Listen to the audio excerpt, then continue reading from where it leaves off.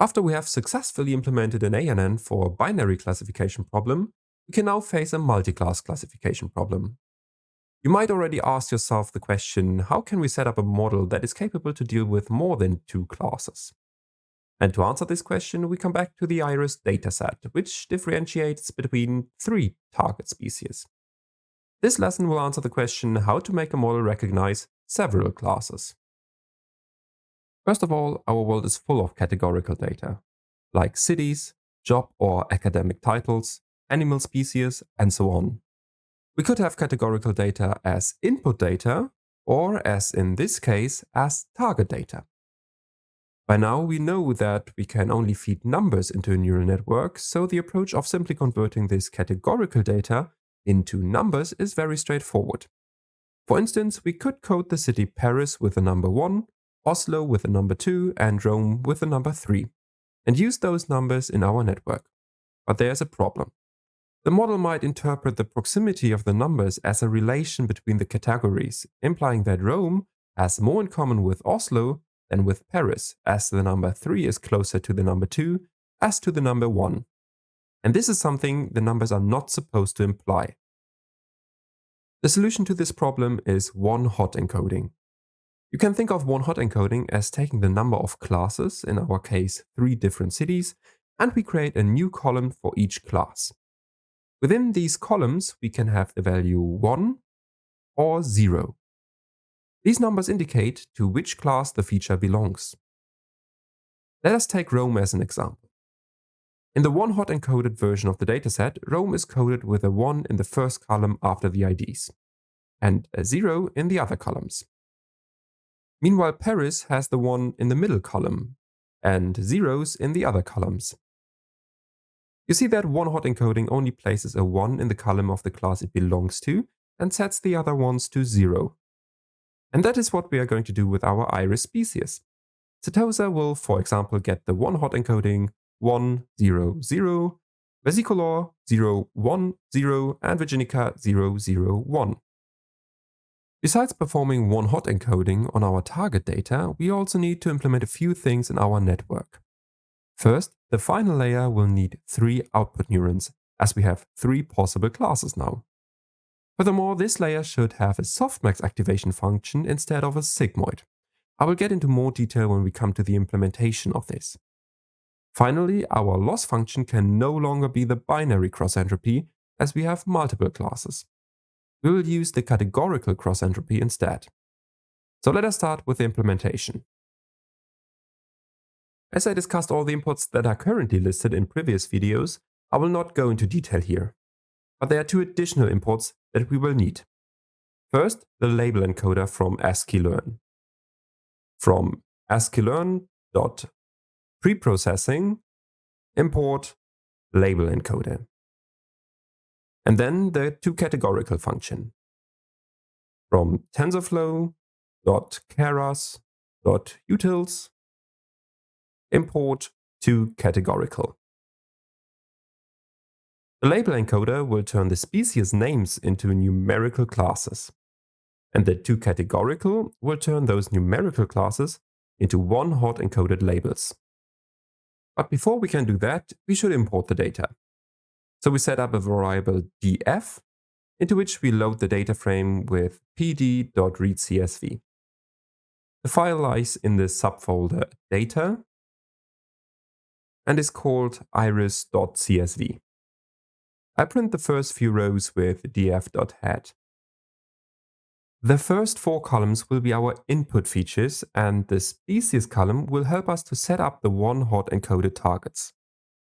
Let us check how many different species there are in our dataset with df, a selection of the species column, and .unique. So there are only the 3 species we expected: Iris setosa, Iris versicolor, and Iris virginica. Before we can one-hot encode them, we need to translate them into numerical classes. And that is what we imported the label encoder for. First we set up an instance of it, which I will store in a variable le.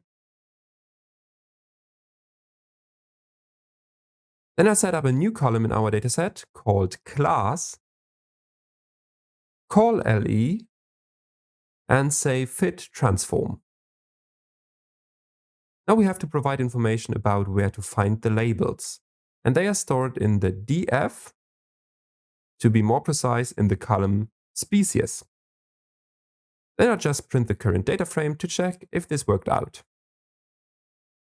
We see that Irisatosa got the numerical class 0 and Virginica the class 2.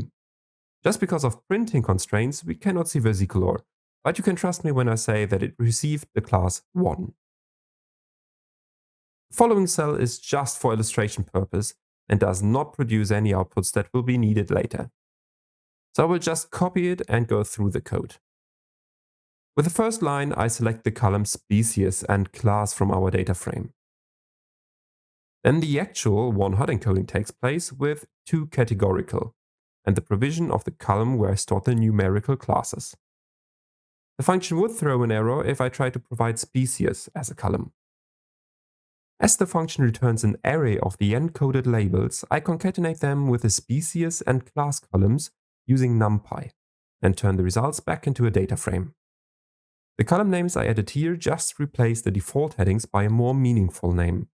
As the data is still sorted by the species names, I select the observations at the position 0, 50 and the last one to have a sample of each class. Now we can see the real names, the numerical classes and the one-hot encoded classes side by side.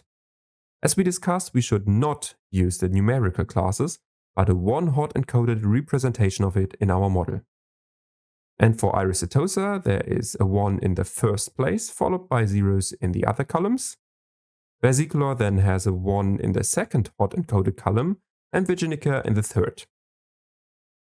As I said, this is just for illustration purpose, so let's come back to the code that actually matters. First, we should sort our data into X and Y data. The X data can be located with the ilog, selecting all rows with a colon, and selecting only the first 4 columns. The Y data can also be located with ilog and a selection of all rows, but only the 5th column, which holds the numerical classes. Then I override Y with a hot encoded version of the classes using the toCategorical function.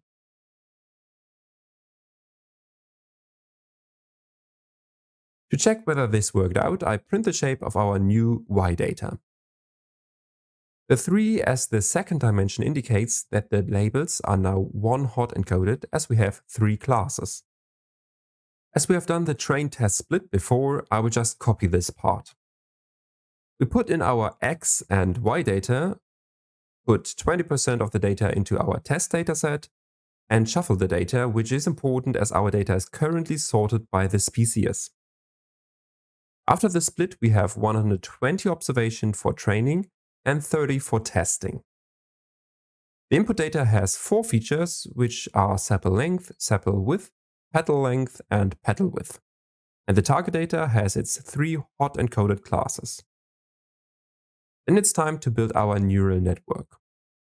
We start with a normalization layer again by calling an instance of normalization, and adapt the layer to our X train data. Then we set up a sequential model.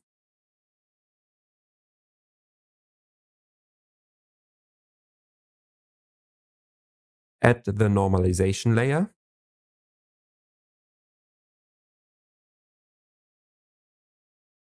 And the first dense layer with 64 neurons,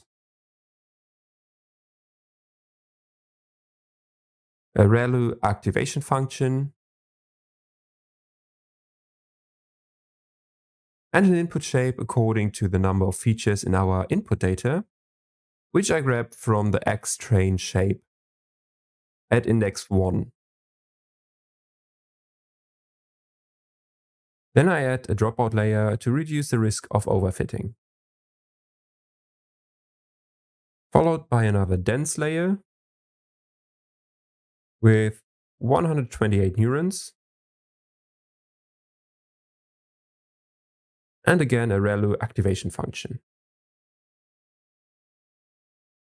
another dropout layer, and then the final output layer, which is a dense layer with 3 output neurons. As I said at the beginning, we will not use a sigmoid function this time. Even though we can perfectly interpret the output under sigmoid as the probability of a class, sigmoid does not consider the distribution of percentage probabilities between the different classes. So as shown in this example, we might get a probability of 73.5% for the first class, 12.8% for the second, and 34.5% for the third class. This sums up to over 120%, which does not make a lot of sense. The Softmax activation function deals with that issue, so the sum of all probabilities is 100%. Now we have to set up our optimizer, and I will use Keras.optimizers.sgd for stochastic gradient descent with a learning rate of 0.2. Feel free to use a different optimizer, or even better, set up a whole new model at the end to get used to programming your own models. Then I compile the model with model.compile, provide the optimizer, define the loss function, which is categorical cross-entropy, as we discussed earlier, and use the accuracy metrics again.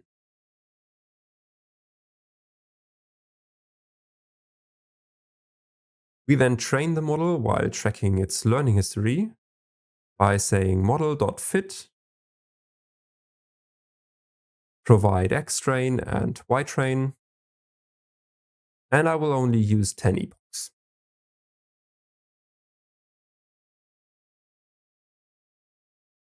With only 120 training points, the training is very fast, and I receive a decent accuracy even after 10 epochs. I quickly plot the learning history, and we see that the loss constantly decreased and the accuracy increased. In the last lesson, we talked about evaluating the model, but only did this on testing data. This time, I would like to show you something when evaluating the training data. We call model.evaluate and provide xtrain and ytrain, which we have already used to train the model. And even though we trained the model on this data, we receive a different accuracy than the print statement in our learning history suggests. The reason for that is that the accuracy in this print statement is calculated based on the last batch of the epoch and not on the full training data. So in case you want to get the true accuracy on the training data, use the model evaluation.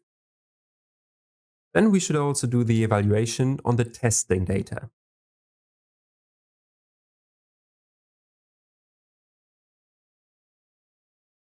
In my case, there is a difference of some percent points between training and testing. Usually, you should think about whether your model might over or underfit the data if the gap is too large. But in our case, the training dataset only contains 30 observations, so the metric is not very meaningful in our case.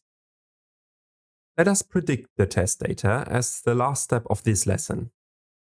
We set up a variable prediction and call model.predict on our xtest data. When we print the results, we get the percentages for each class for each observation. As it is hard to get the class with the highest percentage just by looking at the data, we can use the np-argmax function on the predictions along the axis 1 to get the numerical classes.